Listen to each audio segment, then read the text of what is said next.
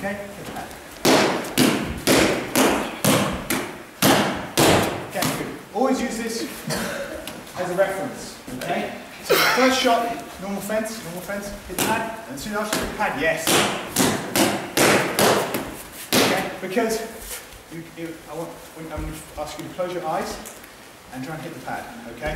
Don't hit it hard. When you miss it, and you will miss it, okay, you'll damage your joints. So really, really light, okay? Okay, right, eyes closed, go. Go, keep going. Skal jeg lukke øjnene, og se, man kan ramme Stop. Okay, hand on the back of the pad. Now close your eyes. Okay? en lille øvelse, som viser, at hvis man har følelsen, hvor man skal røre ved, så er det meget bedre ramme.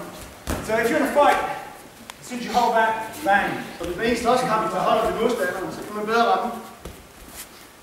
Right. So you're going to do, okay, so normal fence, come in, touch. Hold bagved. Okay, kneeling. Okay, pad, grab the pad. Follow. Yes, good. Seated. Vi viser en øvelse nu. Med 3 forskellige positioner. Stående, knæ og sidde. Første slag, ikke bag på andet slag. Så har vi følingen med, hvor det rammer. On your back. Det er et juice-slag, Per. Use your guard. Your legs wide open. Open, that's good. Okay.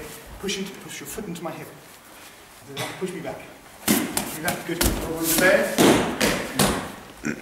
Okay, cool. Okay, yeah, stand here. Does everyone want to see that again?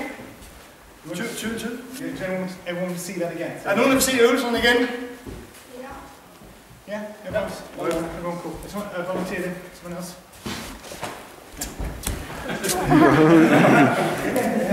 I don't mind. Tak, Jim. Vi gør sådan? Okay. Ja, super. Fence.